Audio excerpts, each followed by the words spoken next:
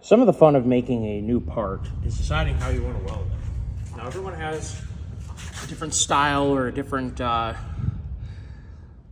method. Sometimes, well, here, I'll back up a minute. The reason you need to think about how you're going to weld something is because it'll warp from the heat. So, you have to decide where you want to put the heat and when, and how to counteract that heat as you move through the part. One of the things that I did during college, I co-opted at a company across the state in Holland. And one of the projects that I was a part of was I wrote a patent application for a weld process that we used to weld a product that we had. Welding it the way that we did had never been done before because of the thickness of the material and the skill it took to do it. And we worked together. I worked together with a couple welders, and we came up with a really awesome way to do it. And I wrote the patent application. We were granted that application, and obviously I enjoyed that and learned a lot. And I was a decent welder at the time, and I learned a lot from them as well. And I think that there was a lot of mutual respect there between the welders and I, so that was awesome. But I definitely have some background in doing that. So what I'm gonna do, I think, for this.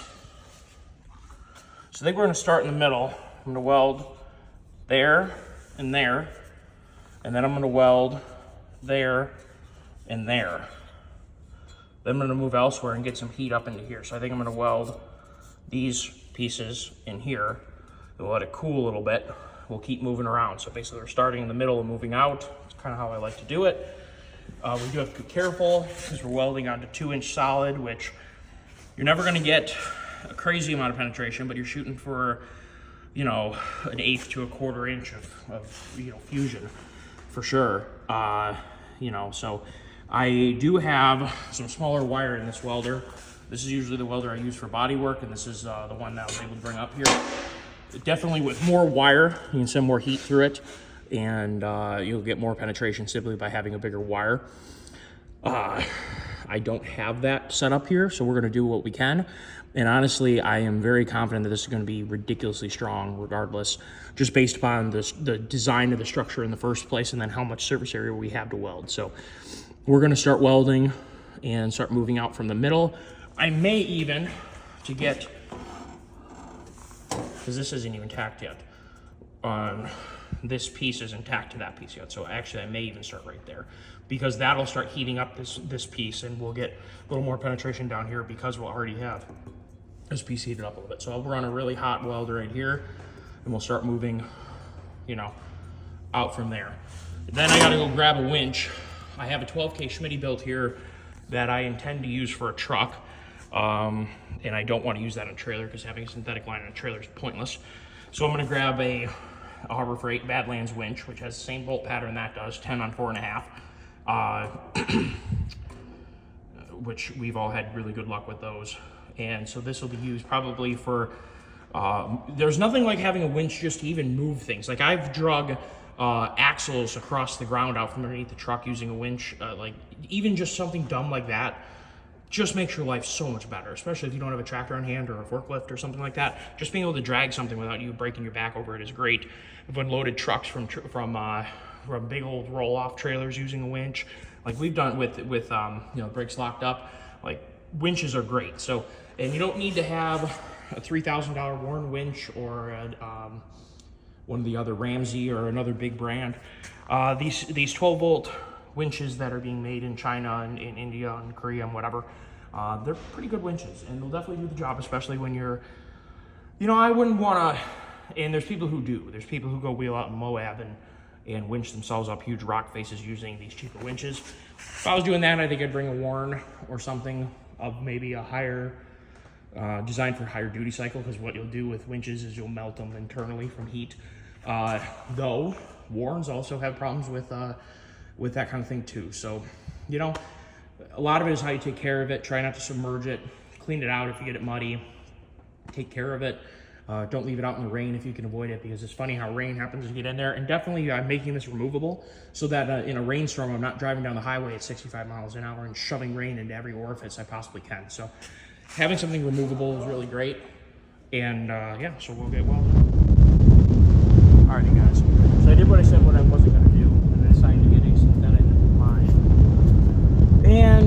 was I brought my buddy with me who owns a tree service, and he works with synthetic pines all the time. I mean, not that I don't, but he's working with his chipper winch all the time, and he's just like, dude, you're gonna hate carrying around that stupid cable, and it's gonna be cold, it's gonna be hot, potentially it's gonna cut you. I'm just like, you know what? For the small upcharge, I mean, it's not small, but somewhat of an upcharge, $100 upcharge just to get the synthetic, I decided to just go with the synthetic. But I snagged up a Badlands 12K. The Apex model should be really waterproof. And keep in mind, this isn't only a trailer setup. I have my little 2-inch dinky thing over here. So I decided, because I'm going to use this winch quite a bit behind my truck. Never know when a buddy gets stuck or I need to move something. There's never a bad time to have a winch around. So we did get this mount mostly welded up. She should be pretty good. There's a little bit more that I'd like to do. It is not perfect. Don't pretend that it will be. But she's definitely welded. Plenty of penetration everywhere. And I am planning on running a bead through here. Right now this is just tack welded, but it's fully welded on the other spots. But it is just tack welded on the top. I'm planning on running a bead through here. Now we got to figure out our fairlead setup, which I do think I have figured out. I'm not sure everyone is going to love how I'm going to do it, and that's okay. Oh, and I did already drill the holes, and they are right on the first time around. What I'm planning on doing is taking this piece, but I'm going to cut it down to the width of that. I'm going to grind that weld right there that has Lucas Red and Tacky from me drilling. I had an empty grease gun cartridge, and I used that just for, I didn't have any tap magic here, so I just used some Red and Tacky to help me not to tear the drills up. I'm gonna grind that weld a little bit just so it sits flush. And then what I'll be able to do is I'll be able to burn this to this, and then flip it over and burn this bottom piece to this. So it'll tie everything together really nicely. What I'm planning on doing is this thing is gonna sit up here like this, and I'm simply gonna take a couple pieces of flat stock. I have some thicker flat stock, not that, to weld as an upright. And I'm sorry guys, I'm self-filming this because as usual, I'm working alone. I'm so sorry. I'm trying. My plan is to take this winch fairlead and have it overlap just right on the edge right here, which means I need to come up a smidgen with some flat stock. Should be plenty strong. I don't see that going anywhere. And I'm really sorry for this being so shaky. Like I said, I'm trying to do it on my own. This is kind of an awkward spot to be in the first place. But yeah, that's my thinking. So the bottom of the fairlead is going to be overlapping this angle iron or angle stock. And then we'll just put a couple uprights to drill with, and I'll grind them at a 45 so we get a really good bond between the two. So it'll basically be just an extension up here for a spot to drill. Should work fine. I decided not to put handles on it because the way the winch is designed, frankly, there's plenty of hand grabbage area here, and I didn't want to make it any heavier. It's been a little while since I installed a winch. Last one was my Excursion.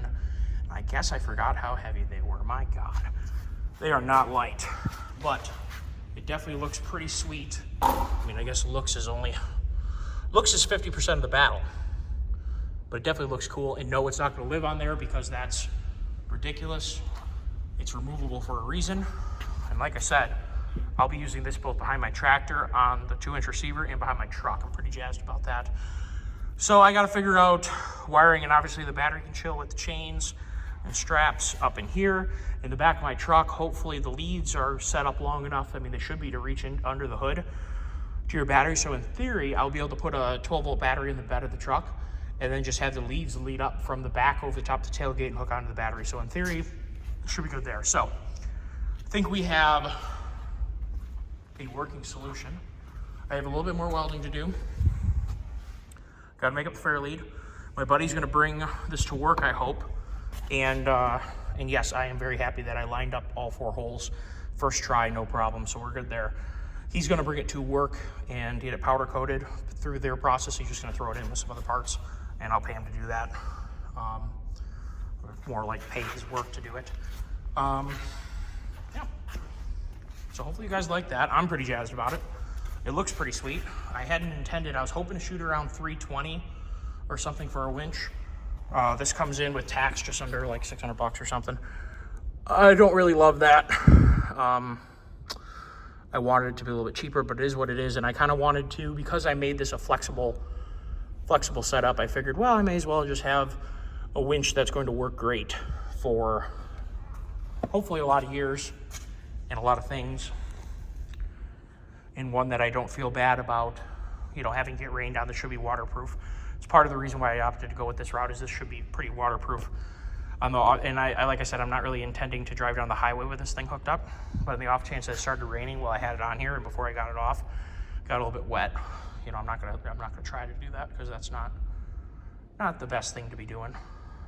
But anyway, oh guys, thank you for tuning in. I hope you enjoyed this short installment. Do watch the first video that's going to be in the queue, or in the projects updates, I think is what it is, shop talk project updates folder in my, or playlist, I think they call it on YouTube. So yeah, we'll get this thing finished. We'll get this thing burned in the rest of the way tomorrow and get that fair lead hooked up. Today I blew kind of most of the day. We did some errands with my buddy, and we picked up another buddy and hung out for a while, grabbed dinner. So we had kind of a nice Sunday. I mean, he needed to get out of the house, and I needed to get out of the house, and it was pretty nice. So I didn't have as productive of a day as I hoped, and I was hoping to make a more completed video. So this will end up being in 3 parts. So be it. Thank you guys. Maybe it'll be 4, because I got to hook up, get the wiring all situated and whatever. So we'll figure that out. Thanks for tuning in, guys, and have a great day. Stay warm.